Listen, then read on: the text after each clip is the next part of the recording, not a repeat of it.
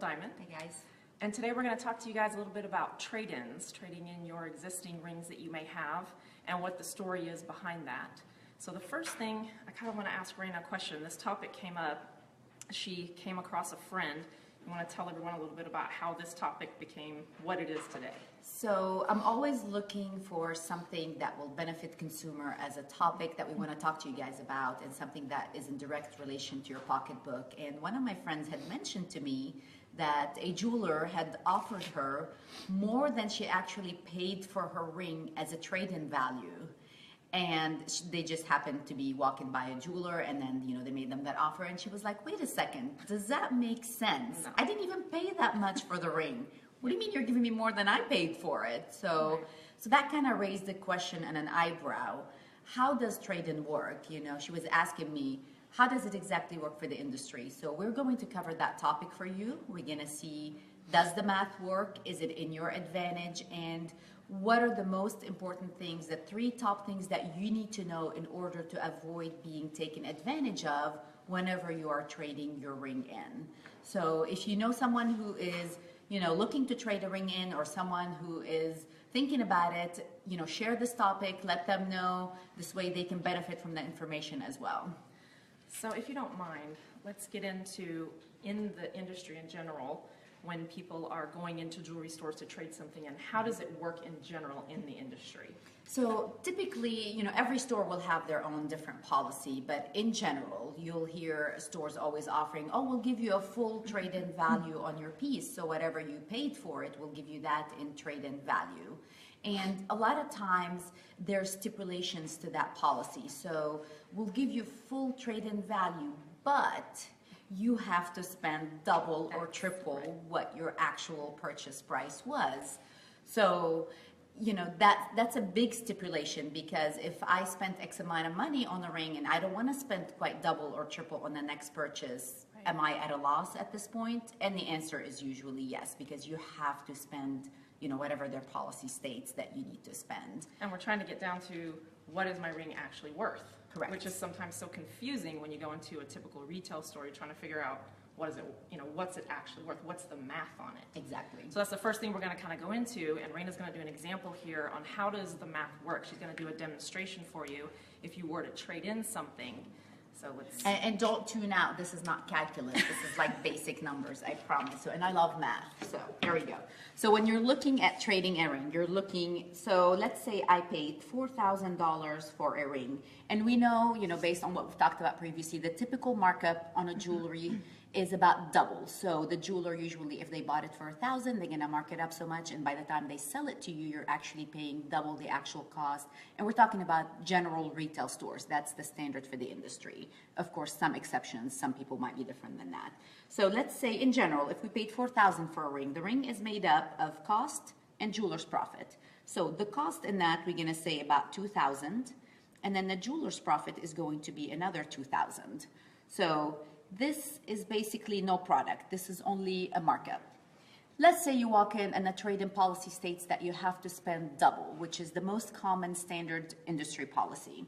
So now I have to buy a ring for $8,000, which means the jeweler's cost of product was about $4,000 approximately, and then there's roughly about $4,000 worth of profit in there. So let's see. Jeweler's cost about $6,000. Jeweler's profit about $6,000, and then you spent about $12,000 out of your hard-earned money so far. Well, look at this. If we're making $4,000 profit on the new piece, the jeweler can easily absorb that $2,000 profit from the first piece and then completely dissolve that, and then they're still netting $4,000 in general out of your money. So the trade-in numbers, anytime you're having to spend double, that is to enable the jeweler to absorb that large, huge profit margin that they made up front, and then they don't lose any money. So what just happened here? You gave up your ring, you spent double the first purchase price, and then you still had to spend, in addition to what you paid the first time, you've had to spend an additional $4,000 extra, the $8,000 minus $4,000. So here in a second, we're going to show you how to be able to tell what you should be paying for a ring, and then what to look for whenever that net number at the end. That's really where you need to be looking. Do not focus on these numbers right here. So that brings us to, what should someone ask when they're coming into a store to trade something in? Sure. So the first question I would say is just get the price on the actual piece without having to trade your ring in.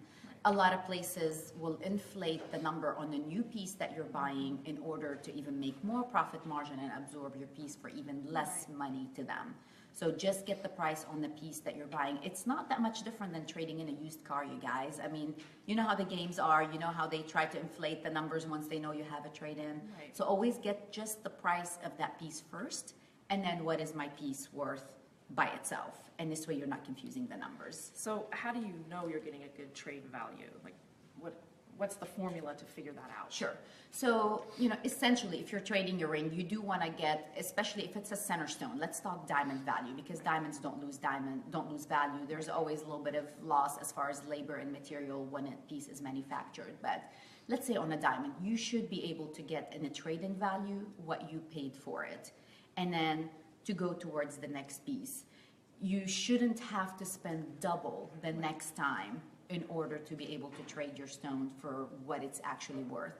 The only problem in this case is if you bought your diamond in a retail store and then that number was inflated to begin with, then whoever is willing to trade you on it is not gonna trade you with that inflated number.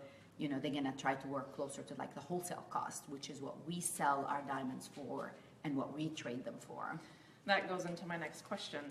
How does it work here? How do we operate on our trades? And what's the difference between us and a retail entity when it comes to trading? Okay, so simple. Here, let's say if you bought a diamond for $1,000, you're going to get that $1,000 towards your next purchase.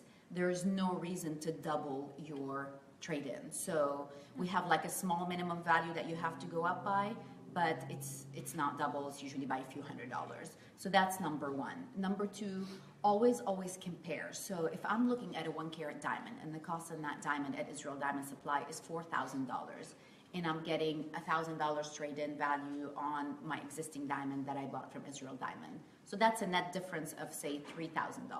So we're gonna look at the net numbers.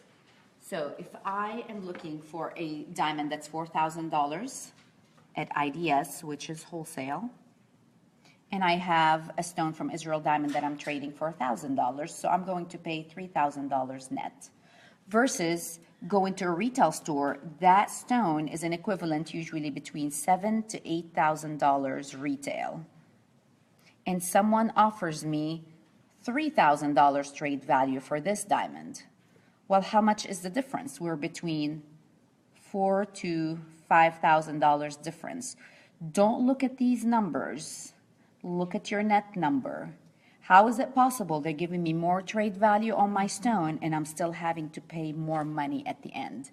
That does not make sense, you guys. Right. Look at your net bottom line number. That is where all the money is. So this is the same product being traded as this. Yes. And they're inflating it, trying to Yes. make this appear like it's worth this, but charging this. Correct. Yep. Correct. So net number, this number is still way lower, even though the trade value here doesn't look as enticing Right. or as good, but look at your net numbers because that's what it's going to come out of your pocket at the end of the day. Yep. And we have a saying now about... Yes, so this is something that was said today and it kind of was catchy and we think we should share it with you. You guys are empowered. You guys are smart. You're an educated consumer. You have information under your fingertips and you're able to do your 24/7. homework 24/7, exactly. Compare, shop, and what we're going to say is smart consumer plus smartphones is going to result in stupid jewelers. We promise. Thank you guys so much. Bye.